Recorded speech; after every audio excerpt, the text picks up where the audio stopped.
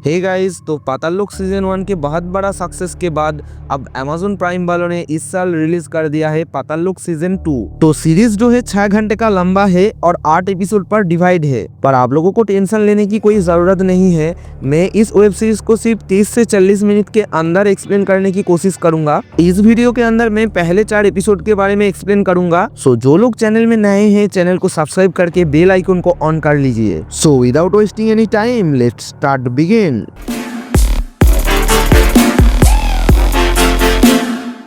First episode की शुरुआत में हम नागालैंड सदन नाम का एक होटल के वेटर को अपने गेस्ट थॉम्स अप के लिए ब्रेकफास्ट ले जाते हुए देखते हैं, जहां पर वो जब रूम के दरवाजे पर बहुत बार नॉक करने के बाद अंदर जाता है तो एक दिल दहलाने वाला चीज हमारे सामने नजर आता है। थॉम्स अप का बॉडी बाथटब पर पड़ा है और उसका सर अलग से कटा हुआ ऊपर रखा है और पूरा बाथरूम के अंदर खून ही खून भरा था, जिसे देखकर वो वेटर भी चौंक जाता है और तुरंत पुलिस को खबर करता है। फिर जब यहाँ से सीन शिफ्ट होता है तो हम कहानी का लीड एक्टर हाथीराम चौधरी को देख पाते हैं, जहां वो अपने पुलिस स्टेशन पर था। तभी गीता पासवान नाम का एक लड़की अपने पति रघु पासवान का मिसिंग रिपोर्ट लिखवाने के लिए आती है और उसी समय हाथीराम अपने जूनियर ऑफिसर अंसारी को टीवी पर देखता है, जो कि अब एसीपी बन चुके हैं और उसे अब नागालैंड सदन होटल का वो थॉम मर्डर केस को सॉल्व करने के लिए दिया जाता है। अब हाथीराम इधर गीता पासवान के पति रघु पासवान को ढूंढने के लिए जाता है तो उसे पता चलता है कि रघु पहले शादी में बैंड बजाता था, पर अभी जोगिंदर नाम का किसी फूड एक्सपोर्टर इंपोर्टर के पास काम करता है। और जोगी को पूछने पर हाथीराम को पता चलता है रघु नागालैंड जाता था लोडिंग अनलोडिंग करने के लिए, पर वो 2 हफ्ते पहले काम छोड़ दिया है, तब से उसके साथ कोई कांटेक्ट नहीं है। दूसरी तरफ पुलिस को एक अनआइडेंटिफाइड बॉडी मिलता है, पर गीता पासवान को वो बॉडी दिखाने के बाद वो बोलती है कि ये उसका पति नहीं है। दूसरी तरफ अंसारी भी थॉम मर्डर केस के सिलसिले में मोर्चुरी में आया था, जहाँ उसे थॉम के पोस्टमार्टम रिपोर्ट से पता चलता है उसे लगभग रात के 12 से 1 के बीच में एक शार्प नाइफ से मारा गया है और बॉडी से एक्सेसिव खून बहने से उसका मौत हुआ है। और ये भी पता चलता है कि दरअसल मारने के बाद उसका बॉडी से उसका सर अलग किया गया है। अब सीन शिफ्ट होने पर हम देखते हैं कि हाथीराम के साले जीतू उसके लिए एक फाइनेंस कंपनी का जॉब का बात कर रहा था, जहाँ सैलरी 1 लाख रुपए महीना था, क्योंकि हाथीराम को अभी तक कोई प्रमोशन नहीं मिला था और इसीलिए उसका सैलरी भी कम था। पहले तो हाथीराम इसमें नाराज था, पर अपने बीवी का कहने पर और अपना फाइनेंशियल हालत को देखते हुए हाथीराम इस काम के लिए बात करने जाता है। और वहां जाके जब हाथीराम को पता चलता है कि ये कोई फाइनेंस कंपनी नहीं है, बल्कि हवाला के पैसे को प्रोटेक्ट करने के लिए सिक्योरिटी गार्ड चाहिए इन लोगों को, इसीलिए हाथीराम वहां से तुरंत निकल जाता है, क्योंकि हाथीराम बहुत ही नेक और ईमानदार इंसान था। अब वहां से निकलते वक्त हाथीराम को एक फोन आता है जहाँ पर एक एक्सीडेंट हुआ था, इसीलिए हाथीराम तुरंत हॉस्पिटल पर आता है तो उसे पता चलता है कि ये दरअसल गीता पासवान का एक्सीडेंट हुआ था। अब दूसरी तरफ अंसारी जब थॉम मर्डर केस का इन्वेस्टिगेशन करते हुए उस नागालैंड सदन में जाता है तो वहाँ के वेटर को कुछ सवाल करने के बाद वो जब उस रात के सीसीटीवी फुटेज देखता है जिस रात थॉम का मर्डर हुआ था, उसे एक सस्पिशियस लड़की दिखाई देती है। इसीलिए अंसारी हर एक पुलिस स्टेशन पर उस लड़की को ढूंढने के लिए फोटो भिजवा देता है। अब नागालैंड सदन के सिक्योरिटी और थॉम के मर्डर के बारे में जब एक मीटिंग चल रहा था, तभी हम वहाँ पर कपिल रेड्डी नाम का एक बिजनेसमैन को देखते हैं, जो कि गवर्नमेंट एडवाइजर भी है। अब इधर थॉम के बॉडीगार्ड आकर बहुत रोता है और कहता है मैं उस दिन चर्च में गया था और इसी बीच ये सब हो गया। पर उसी होटल में काम करती हुई और एक लड़की आकर कहती है कि दरअसल थॉम के बॉडीगार्ड और ये लड़की एक दूसरे से प्यार करते हैं और वो दोनों उस रात एक साथ थे। अब अंसारी इन दोनों को पूछताछ के लिए अरेस्ट करता है। दूसरी तरफ अंसारी को उस सस्पिशियस लड़की रोज लिजो के बारे में अपने इन्फॉर्मर से इन्फॉर्मेशन मिली थी, इसीलिए वो उसे मिलने के लिए जाता है और वहां जाकर पता चलता है रोज लिजो बार में डांसर थी, पर वो कुछ दिनों से काम पर नहीं आया। फिर वहां से एड्रेस लेकर अंसारी जब रोज लिजो के घर पर जाता है तो वहां उन्हें पता लगता है कि उसका तो होटल ऑनर धूप मालिक के साथ ही चक्कर चल रहा था और रोज लिजो के घर से बहुत सारा हीरोइन और ड्रग्स भी मिलती है पुलिस को, इसीलिए वो अब ध्रुव मालिक को ढूंढने के लिए लग जाती है। इधर हाथीराम को पता चलता है कि गीता पासवान जो एक्सीडेंट के बाद हॉस्पिटल में एडमिट थी,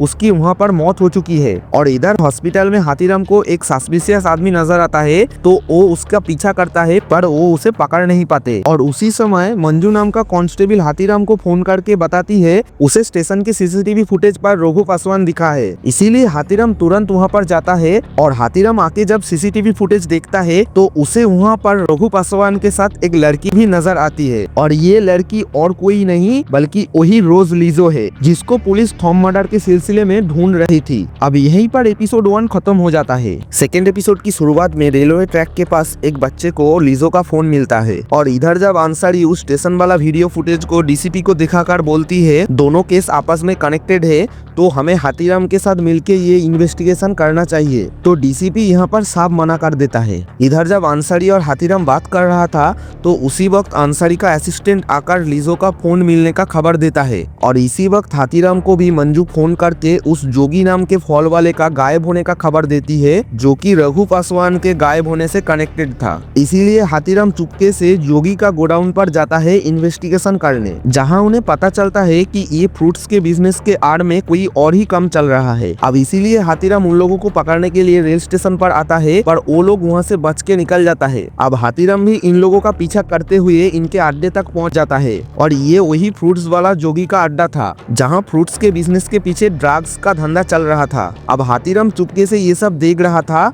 और वो इस चीज को अंसारी को भी फोन करके बताता है। फिर अंसारी अपने तरफ से एक पुलिस वाला भेजता है और फिर ये सभी पुलिस वाला मिलकर जोगी और उनके सारे लोगों को पकड़ लेता है। पर यहाँ पर हाथीराम को इस चीज के लिए कोई क्रेडिट नहीं मिलता, जिसे देखकर अंसारी को बहुत बुरा लगता है क्योंकि वो भले ही बड़े ऑफिसर बन चुके थे पर वो अभी भी हाथीराम को इज्जत करते हैं। अब अंसारी के रिक्वेस्ट पर डीसीपी हाथीराम को भी थॉम मर्डर केस की इन्वेस्टिगेशन में एक साथ काम करने के लिए बोलता है, जिससे कि हाथीराम बहुत खुश था। अब हाथीराम और अंसारी मिलकर जोगी को पूछताछ करते हैं जहां पता चलता है कि रघु पासवान ने काम नहीं छोड़ा था बल्कि वो एक बार स्टेशन में माल के साथ पकड़ा गया था, इसीलिए जोगी ने उसे काम से निकल दिया था। और जोगी बोलता है कि मैक्स रिजो नाम का एक बंदे के पास उसका माल जाता है पर वो उसे कभी नहीं देखा। और जहां जोगी ये भी बताता है कि रघु पासवान के पास से 50,000 रुपए मिला था पर वो पैसा रोज लीजो का था जो ध्रुव मलिक की बंदी थी। अब ये सब जानने के बाद हाथीराम और अंसारी मिलकर ध्रुव मलिक को पकड़ने के लिए निकल जाता है पर उससे पहले ही वो अपने लॉयर के साथ स्टेशन पर पहुंचता है और एंटीसिपेटरी बिल एप्लीकेशन देता है जहां वो बोलता है रोज लीजो रघु के साथ भाग गई है,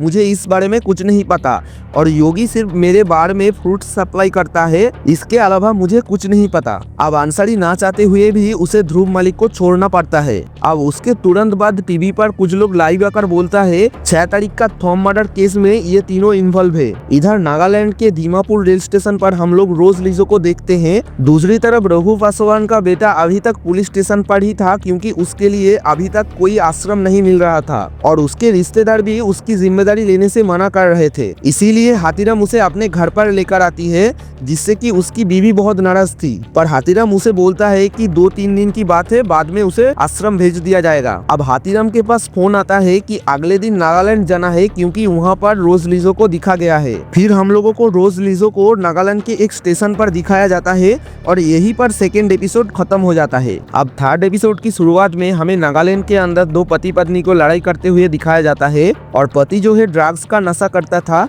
और उसे देख के उसका बेटा भी ड्रग्स लेने लगता है। दूसरी तरफ हाथीराम और अंसारी पहुंच चुके थे नागालैंड में, जहां नागालैंड एयरपोर्ट से बाहर आते वक्त बिट्टू रहमान नाम का एक टैक्सी वाला उसके साथ जाने के लिए जिद करने लगता है पर हाथीराम उसे धमका के बाहर आ जाता है क्योंकि नागालैंड पुलिस स्टेशन से वहाँ के एसपी मेघना उन लोगों को ले जाने के लिए आई थी और जहाँ पर मेघना बताती है कि आप लोगों का थॉम का फ्यूनरल पे जाना ठीक नहीं होगा क्योंकि थॉम आप लोगों के देश में आप लोगों के सिक्योरिटी के अंदर मर्डर हुआ है, इसीलिए ये लोग आप लोगों के ऊपर बहुत गुस्सा है। पर हाथीराम और अंसारी मेघना की बात ना मानते हुए थॉम के फ्यूनरल पर चला जाता है और वहाँ जाके वो लोग थॉम के बेटे रूबेन को देखते हैं जो कि बहुत ही खतरनाक था और यहाँ पर अंसारी कपिल रेड्डी से भी मिलता है। फिर हम लोग थॉम के वाइफ को भी यहाँ पर देखते हैं जहाँ वो अपने बेटे रूबेन को समझा रही थी कि अपने पापा के बिजनेस को अब तुम्हें ही देखना होगा, इसीलिए थोड़ा शांति से कम रखो। फिर अगले दिन हाथीराम और अंसारी मिलकर रोज लीजो के घर पर जाता है और जहाँ उसके पापा के दिमागी हालत ठीक नहीं था और वो थॉम के फ्यूनरल पर जाके भी बहुत रो रहा था क्योंकि वो थॉम के लिए बहुत सालों से काम कर रहे थे। और अंसारी जब लिजो के बारे में उसके माँ से पूछते हैं तो उसकी माँ बताती है कि लिजो को 8 साल से हम लोग नहीं देखा, हमारे लिए तो वो मर चुकी है। और थॉम के बारे में बताती है कि थॉम एक दानव है, शैतान है। और यहाँ से इन लोगों को पता चलती है कि रोज लिजो जो है कपिल रेड्डी के बीबी के होटल में काम करती थी। इसीलिए अंसारी एक तरफ कपिल रेड्डी के बीबी के होटल में जाता है और दूसरी तरफ हाथीराम रघु पासवान का पता लगवाने के लिए रेल स्टेशन पर। इधर रेड्डी के बीबी को अंसारी जब रोज लिजो के बारे में पूछता है तो वो बताती है कि हमारे बहुत सारा होटल है और बहुत सारा स्टाफ काम करते हैं, इसीलिए सबके बारे में मुझे पता नहीं है। पर उसके मैनेजर से बात करने पर पता चलता है कि रोज लिजो यहीं पर काम करती थी, पर वो बहुत ही ड्रग एडिक्टेड थी, इसीलिए हमने उसे काम से निकाल दिया। दूसरी तरफ हाथीराम रेल स्टेशन में सभी को पूछताछ कर रही थी कि किसी ने रघु पासवान को देखा है कि नहीं। उसी समय अंसारी उसे फोन करके रेड्डी के होटल के बारे में सब कुछ बता रहा था। तभी हाथीराम का फोन का बैटरी भी डेड हो जाता है और उसी वक्त यहाँ पर पुलिस का भी रेड पड़ चुका था, क्योंकि यहाँ पर वो सभी लोग रेलवे डब्बे के अंदर ड्रग्स का नशा कर रहा था। इसीलिए पुलिस वाले के डर से यहाँ के सभी लोग भाग रहे थे और इसी भाग दौड़ में हाथीराम को भी पुलिस वाले इन लोगों के साथ मिला हुआ समझ के सर पर मार देता है, जिससे कि वो बेहोश हो जाता है। फिर जब हाथीराम का होश आता है तो उसे एयरपोर्ट के बाहर मिला हुआ वो टैक्सी वाला मिलता है, बिट्टू रहमान। फिर बिट्टू रहमान वहाँ से हाथीराम को छुड़ा के ले आता है और पैसों के बदले हाथीराम को कुछ इन्फॉर्मेशन देने की बात करता है। हाथीराम को यहाँ पर पता चल चुका था कि बिट्टू के साथ पुलिस वालों का कितना लिंक है, इसीलिए वो उससे पैसों के बदले इन्फॉर्मेशन लेता है। जहाँ बिट्टू बताता है कि यहाँ जितने भी सारे ड्रग्स का डिलीवरी होता है सभी मैक्स रिजो के पास ही होता है, पर असल में ये सब के पीछे मिस्टर थॉम का ही हाथ था। फिर ये लोग जब मेघना से मिलता है तो वो सभी मिलके लिजो के डॉक्टर से मिलने जाते हैं, जहाँ पर उसकी डॉक्टर बताती है कि रोज को यानी रोज लिजो को मैं पिछले 8 सालों से जानता हूँ, और ये भी बताता है कि रोज मिस्टर थॉम्स का मिसेस है। अब अगले दिन ये लोग 1.5 महीना पहले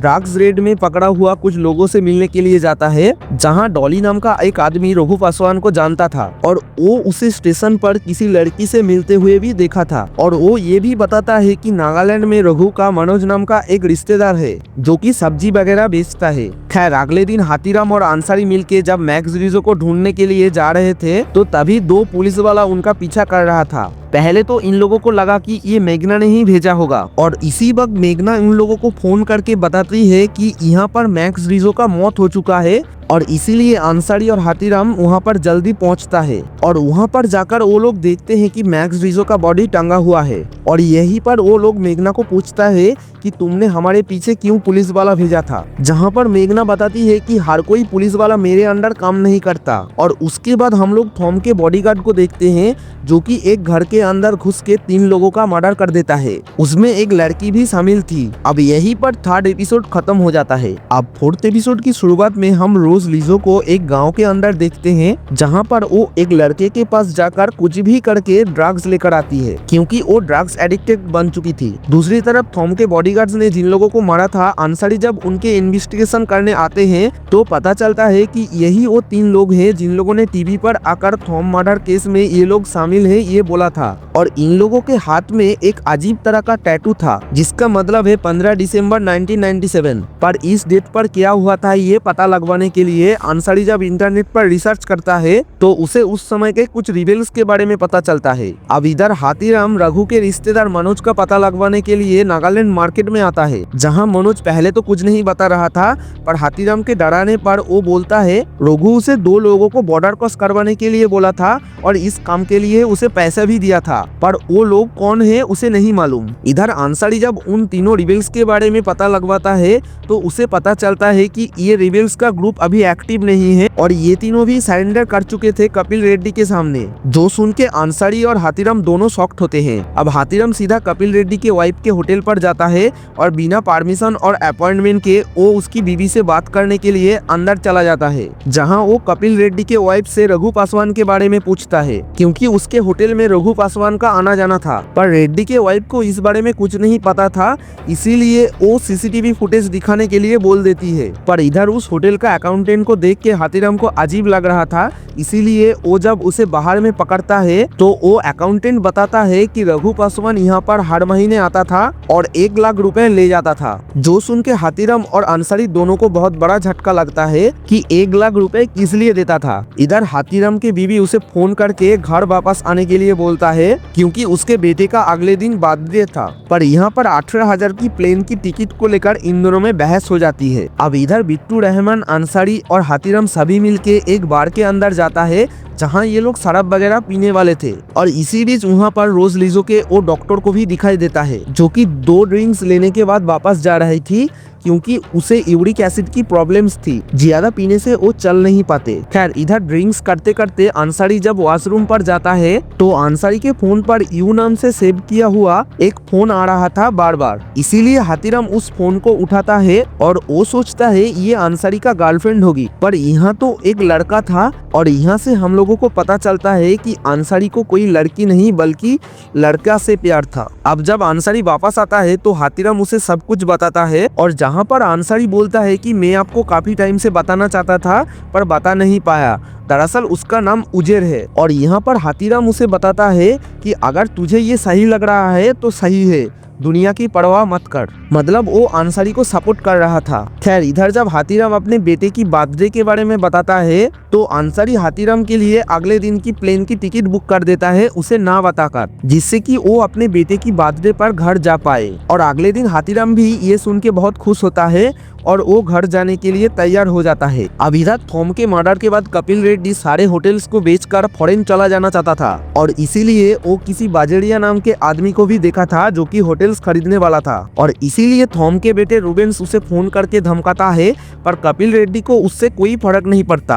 अब यहाँ से हम लोग समझ पाते हैं कि कपिल रेड्डी भी कोई सीधा इंसान नहीं था और कहीं ना कहीं वो भी इस मर्डर केस में मिला हुआ था। खैर अब रूबेंस के कुछ गुंडे मिलकर बाजेरिया को जाकर बहुत मारता है और उसे होटल ना खरीदने के लिए बोलता है। दूसरी तरफ हाथीराम अपने घर जा चुका था और वो घर पर देखती है कि उसकी वाइफ उस रघु पासवान के बच्चे का बहुत अच्छे से ध्यान रख रही थी, जो देखकर हाथीराम को भी अच्छा लगता है। फिर ये सभी लोग मिलकर हाथीराम का बेटा सिद्धू का बर्थडे मनाने के लिए उसके कॉलेज पर जाता है। पर वहाँ जाकर वो लोग देखते हैं कि सिद्धू तो ऑलरेडी उसके फ्रेंड के साथ बर्थडे का प्लान बना चुका था। और वहाँ सिद्धू बताता है कि अगर आप लोग पहले से इन्फॉर्म कर देते तो मैं इस प्लान को कैंसिल कर देता। खैर इसीलिए ये लोग यहाँ से जल्दी से बर्थडे मनाकर निकलने वाला था। इधर दूसरी तरफ अंसारी को किसी ने फोन करके रोज लिजो की इंफॉर्मेशन देता है, इसीलिए वो उसे पकड़ने के लिए निकल जाता है। और जाते जाते वो हाथीराम को भी फोन करता है, पर वो बेटे की बर्थडे मनाने पर बिजी था, इसीलिए वो फोन नहीं उठा पाते। और दूसरी तरफ हम लोग रोज लिजो को भी देखते हैं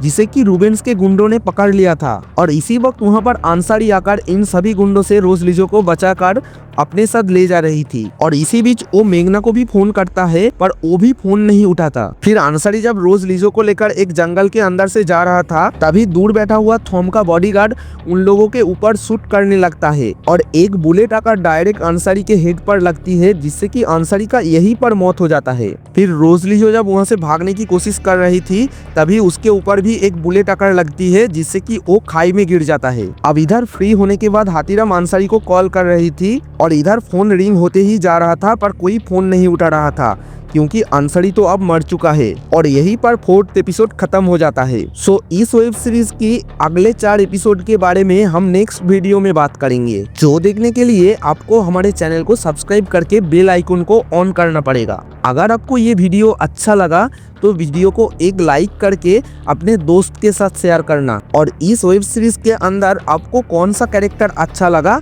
कमेंट्स में जरूर बताना। मिलते हैं पाताल लोक वेब सीरीज के आखिरी 4 एपिसोड के एक्सप्लेनेशन के साथ। तब तक के लिए जय हिंद, जय भारत।